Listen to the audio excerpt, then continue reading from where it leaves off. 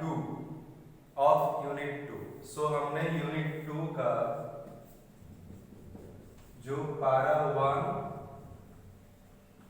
And 2 उसको already discussion हो गया है। आज हम पारा 3 एंड 4 को डिस्कशन करेंगे, ठीक है। Because of some issues, some technical issues, I am unable to complete those unit. So finally I am going to complete this unit today. In this recess I have completed this chapter. It means आज के बाद ये chapter खत्म हो जाएगा।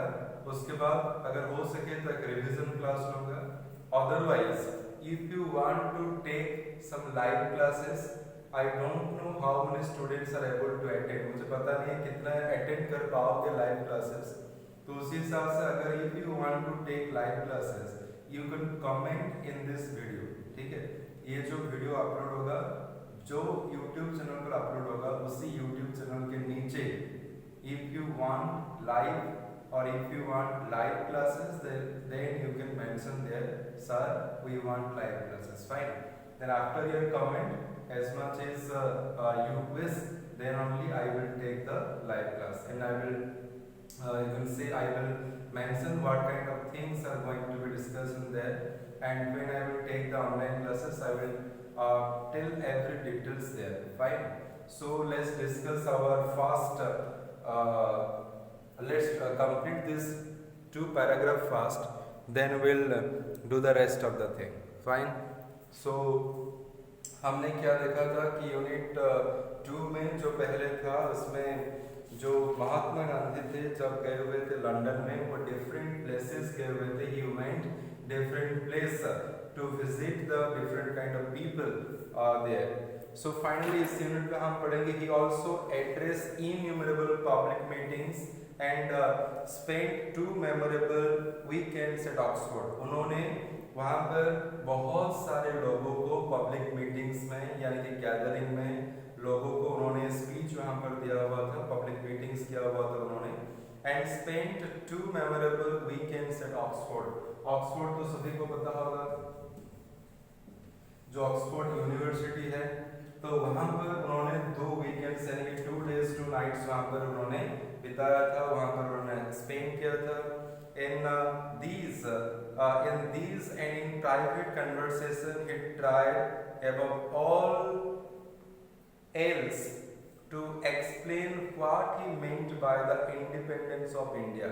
In these and in the private conversation, यानी कि in this मतलब वो जो राउंड टेबल कॉन्फ्रेंस था, सेकंड राउंड टेबल कॉन्फ्रेंस था, उस सेकंड राउंड टेबल कॉन्फ्रेंस में एंड उसके साथ जो प्राइवेट मीटिंग्स था उसमें भी उनका एक ही गोल था कि कैसे लोगों के बीच में ये बात बोला जा सके कि इंडिया को इंडिपेंडेंस चाहिए, ठीक है। So he only talk one thing, that is independence of India. India को कैसे इंडिपेंडेंस मिलेगा उसी के बारे में ही वो बात करते थे। Then he would cut India off from the empire entirely। तो वो क्या बोलते थे, जो कि इंडिया का इंडिपेंडेंस मतलब ये नहीं कि वो एम्पायर यानी कि ब्रिटिश एम्पायर, जो ब्रिटिश लोग थे उनका एम्पायर से हमारा टोटली जो नाता यानी कि टोटली कनेक्शन काट देंगे, ऐसा नहीं था। Entirely from the British nation, not at all. तो ये ऐसा नहीं था कि उनके साथ हमारा टोटल ही रिलेशनशिप ही खत्म कर दिया जाएगा, ऐसा नहीं था। क्या था, if I want India to gain and not to grieve. अगर मैं इंडिया को गेन करवाना चाहता हूँ, आगे बढ़ाना चाहता हूँ, उसको ज़्यादा प्रॉब्लम में नहीं डालना चाहता हूँ और उसको लूज करवाना नहीं चाहता हूँ, तो फिर क्या करूँगा कि ब्रिटिश एम्पायर के साथ कनेक्शन नहीं काटूंगा, मतलब उससे फ्रीडम चाहिए, उससे कंप्लीटली बैन नहीं करना है, ठीक है। महात्मा गांधी यहाँ पर बोल रहे हैं इंडिया का फ्रीडम मतलब ब्रिटिशर से इंडिपेंडेंस लेना है, ना कि उनसे टोटली कनेक्शन काट देना, ठीक है। कनेक्शन उनके साथ रहेगा लेकिन हमें वहां से इंडिपेंडेंस चाहिए। क्या चाहिए? इंडिपेंडेंस चाहिए। तो यहाँ पर उन्होंने बोला he would cut India of from empire entirely, from the British nation not at all, if I want India to gain not to given, तो अगर इंडिया को आगे बढ़ाना चाहते हैं, इंडिया को परेशान नहीं करना चाहते हैं, तो फिर वो ब्रिटिश से संपर्क काटेंगे नहीं, बल्कि उनसे इंडिपेंडेंस लेंगे। हम ब्रिटेन से इंडिपेंडेंस लेंगे, उसके साथ उन्हीं के साथ मिलजुल के हम चलेंगे। कैसे? The emperorship must go and I should love to be an equal partner with Britain, sharing her joy and sorrows and an equal partner with the dominions. तो यहाँ पर वो बोल रहे हैं कि यहाँ से एम्परर से जो यहाँ पर जो रूलिंग हो रहा है ब्रिटिश सरकार के द्वारा, ब्रिटेन गवर्नमेंट के द्वारा, वो रूलिंग यहाँ पर खत्म होना चाहिए। ठीक है, वो रूल रेगुलेशन यहाँ पर खत्म होना चाहिए। वो यहाँ से यहाँ को इंडिपेंडेंस, यानी कि इंडिया को इंडिपेंडेंस दे, इंडिपेंडेंस देने के बाद वो यहाँ से चले जाए, और उसके बाद क्या होगा कि हम दोनों यानी कि India and Britain will be equal partner. क्या रहेंगे? ये इक्वल पार्टनर रहेंगे, equal partner with the dominion, and हम उनके साथ भागीदारी होंगे। वो जब उनका दुख में हम दुखी, उनका सुख में हम सुखी, तो उनका जैसा होगा हम भी वैसे ही होंगे। मतलब as we behave like a partner, we'll behave like a friend, we'll behave like a equal partner in each case। सभी केसेस में, सभी डायमेंशन में, सभी डोमिनियन में, यानी कि सभी नेशंस में हम इक्वल पार्टनर के जैसे रहेंगे। But it must be a partnership on equal terms। ये equal terms में partnership होना चाहिए। और क्या होना चाहिए? He was describing precisely and with remarkable precision that status-free India assumed in the Commonwealth in 1948। तो he was describing precisely describing very beautifully। महात्मा प्रिसिसली मतलब होता है ब्यूटीफुली, बहुत ही सुंदरता के साथ महात्मा गांधी ये डिस्क्राइब कर रहे हैं कि एंड विथ रिमार्केबल प्रिसिशन, मतलब रिमार्केबल फोरकास्ट, रिमार्केबल बहुत ही अच्छे तरीके से वो आगे देख रहे हैं, फोरकास्ट कर रहे हैं, फ्यूचर देख रहे हैं। और महात्मा गांधी बहुत ही अच्छे तरीके से फ्यूचर देख रहे हैं। क्या था future? The status free India assumed in the Commonwealth in 1948। तो 1948 में क्या हुआ था? स्टेटस फ्री से कॉमनवेल्थ बन रहा था। कॉमनवेल्थ का मतलब क्या होता है कि ब्रिटिश गवर्नमेंट जो था, ब्रिटिश गवर्नमेंट जिन नेशंस में वो थे, ठीक है, ब्रिटिश गवर्नमेंट डिफरेंट नेशंस में अपना जो है दबदबा कायम करके रखा था। तो ब्रिटिश गवर्नमेंट उनको इंडिपेंडेंस दे रहे थे। क्या दे रहे थे? डिफरेंट कंट्रीज को इंडिपेंडेंस दे रहे थे। उसी इंडिपेंडेंट कंट्री, अब ये जो कंट्री रह गया, ये सारा कंट्री मिला के ये क्या बन जाएंगे? कॉमनवेल्थ कंट्री बन जाएंगे, जो कि 1948 में होने वाला था। तो महात्मा गांधी यहाँ पर बोल रहे हैं कि मुझे ऐसा लग रहा है कि मैं बहुत ही कॉन्फिडेंट हूँ कि 1948 में जो Commonwealth country British government declare करने जा रहा है, उसमें इंडिया का नाम भी आ जाएगा। इसका नाम आ जाएगा ना, इंडिया का नाम आ जाएगा। कैसे? कि वो चाहते थे कि जैसे ब्रिटेन के साथ हम कंप्लीट फ्रीडम नहीं लेना, हम फ्रीडम लेना चाहते हैं, उनके साथ कोई भी संपर्क, कोई भी प्रॉब्लम खड़ा नहीं करना चाहते। We need independence, not problem with the Britain. Fine. तो क्या बोल रहे हैं कि ब्रिटिश गवर्नमेंट जो कॉमनवेल्थ डिक्लेयर कर रहा है 1948 में, उस 1948 में इंडिया का नाम भी आ जाएगा। So this is the paragraph. So इसमें क्या देखा हमने?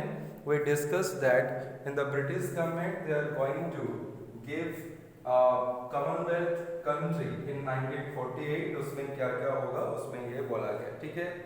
तो उसके बाद बोला जाता है कि he went even further, he saw what many of his followers have not yet discerned। तो ये उसके आगे भी चले गए थे महात्मा गांधी। जो उनके फॉलोअर्स, यानी कि महात्मा गांधी के फॉलोअर्स जो थे, वो जितना समझ नहीं पाते थे महात्मा गांधी, उससे कहीं ज्यादा समझते थे, कहीं ज्यादा आगे देख पाते थे, बहुत ही क्लियरली देख पाते थे। क्या देखा उन्होंने? Isolated independence is not the goal. हमारा गोल, हमारा एम क्या नहीं है? Isolated independence. आइसोलेटेड इंडिपेंडेंस का मतलब क्या होता है? अकेला ही इंडिपेंडेंस ले लेना। अगर ऐसा हो जाए कि तुमको खुद को इंडिपेंडेंट कर देंगे और तुम्हारे साथ कोई नहीं होगा, तो ये तो बकवास हो गया ना, बर्बाद हो गया। तो यहाँ पर क्या करना चाहिए? तो फिर हमें इंडिपेंडेंस चाहिए, लेकिन उसके साथ डिफरेंट कंट्री के साथ हम मिलजुल के रहेंगे, उसी तरह इंडिपेंडेंस हमें चाहिए। तो यहाँ पर वो बोल रहे कि isolated independence is not our goal. तो आइसोलेटेड इंडिपेंडेंस का मतलब क्या है? फ्रीडम एलोन और फॉर इट्स ओन से, खुद के लिए ही फ्रीडम, मतलब अकेला ही फ्रीडम लेना, दूसरे कंट्री के साथ ना मिलना जुलना। तो इस तरह का इंडिपेंडेंस लेके हमारा कोई फायदा नहीं। हम इंडिपेंडेंस भी होंगे, उनके साथ कम्युनिकेट भी करेंगे, उनके साथ मिलजुल के भी रहेंगे, उसके साथ क्या होगा? हम आगे बढ़ सकेंगे। ठीक है। सो ही asserted, तो उन्होंने ये बोला कि इट इज वॉलेंटरी इंडिपेंडेंस। अगर इस तरह का इंडिपेंडेंस होगा, मतलब अगर वॉलेंटरी इंडिपेंडेंस से मतलब willing acceptance of mutual help, willingly acceptance of mutual help, इस तरह का अगर होगा तो ये वॉलेंटरी इंडिपेंडेंस होगा, म्यूचुअली हम काम मिलजुल के कर पाएंगे। एंड उसके साथ बोला voluntary independence, then liberated colonies so treasured their newfound independence they think it is a valid reality। तो उन्होंने ये बोला कि जो कॉमनवेल्थ, कुछ लिबरल कंट्रीज ऐसे हैं जिनको इंडिपेंडेंस मिल गया है, उसके साथ जो फॉरेन कंट्रीज था उनके साथ कट गया है उनका रिलेशनशिप। उस कंट्री कुछ ऐसे हैं जो कि सोचते हैं कि यही उनका रियलिटी है, जो कि this is not proper kind of independence. हम उसको ठीक इंडिपेंडेंस नहीं बोल पाएंगे। अगर हम इंडिपेंडेंस लेंगे, उसके साथ क्या होगा? इंडिपेंडेंस लेने के बाद उनके साथ कनेक्शन मिला रहे, उनके साथ मिलजुल के रहे, ताकि हमारा देश जो है आगे बढ़ पाए। सो उन्होंने asserted, he again said that, क्या बोला कि voluntary independence, it is voluntary independence, बहुत ही वॉलेंटरी इंडिपेंडेंस इसको हम बोलेंगे, जिसको बोल रहे हैं कि not mutual help, acceptance of the mutual help, मतलब वो भी हमें, म्यूचुअल मतलब क्या होता है? वो भी हमें हेल्प करेंगे, हम भी उनको हेल्प करेंगे। तो इसी तरह इंडिपेंडेंस को वो चाहते थे। और कुछ लिबरेटेड कॉलोनीज जो थे, जो इंडिपेंडेंट कॉलोनीज थे डिफरेंट एरिया में, so traced their new found independence, उनका जो न्यू फाउंड इंडिपेंडेंस मतलब न्यू इंडिपेंडेंट हुए थे ना, ये जो कंट्रीज ने बोला कि डिफरेंट कंट्रीज जहाँ पर ब्रिटेन अपना दबदबा कायम करके रखा था, वो कंट्रीज ऐसे फील कर रहे थे जैसे कि उनको सब कुछ मिल गया, इंडिपेंडेंस मिल गया मतलब सब कुछ मिल गया। इंडिपेंडेंस मिलना मतलब सब कुछ मिलना नहीं होता, उसके साथ अगर उनका कोऑपरेशन मिले तो ही अच्छा है। ठीक है। But the law of nature in love, friendship, war, progress and security is creative independence। तो वो जो म्यूचुअल इंडिपेंडेंस चाहते हैं, उसके साथ और क्या चाहते हैं? जो नेचर जो भी होता है, the law of nature, law of nature क्या होता है? लॉ ऑफ नेचर कभी चेंज नहीं होता, ये आज भी जैसे है आगे भी वैसे ही रहेगा, पिछले कई सालों से ऐसा ही है। ठीक है। The law of nature will never change. तो यहाँ पर वही बोला, लॉ ऑफ नेचर क्या होता है? लव होता है एक कंट्री का दूसरे कंट्री के साथ। इंडिपेंडेंस होता है, कोई किसी को बाउंड करके नहीं रख सकता, आज नहीं तो कल वो फ्री होना ही है। थर्ड इज वर्क, अपना वर्क काम करना ही, चाहे तुम जितने बड़े हो जाओ, जो भी हो जाओ, तुम्हें काम करना ही है। प्रोग्रेस, तुम आगे शेयर करोगे, जो भी चाहे जितने भी स्लो हो। एंड सिक्योरिटी होना चाहिए सभी के लिए। So is creative independence. तो इसी को ही क्या बोला जाता है? क्रिएटिव इंडिपेंडेंस और रियल इंडिपेंडेंस बोला जाता है। तो हमें क्या चाहिए? रियल इंडिपेंडेंस चाहिए, क्रिएटिव इंडिपेंडेंस चाहिए, जो कि दूसरे देशों के साथ मिल के रहे और इंडिया को आगे बढ़ा सके। तो ये था हमारा सेकेंड यूनिट का लास्ट 2 पैराग्राफ्स। तो इसमें यही बोला गया है कि महात्मा गांधी कितने चाहते थे इंडिया को, और इंडिया का फ्रीडम के लिए कितना वहाँ पर स्ट्रगल किए हुए थे, उसके बारे में भी यहाँ पर बताया गया, और उनका सोच के बारे में भी बताया। How Mahatma Gandhi was thinking, as I told you in the last class, he was believing in जो simple living and high thinking. He was believing in simple living and high thinking, which is overall, which is most important everywhere. Fine.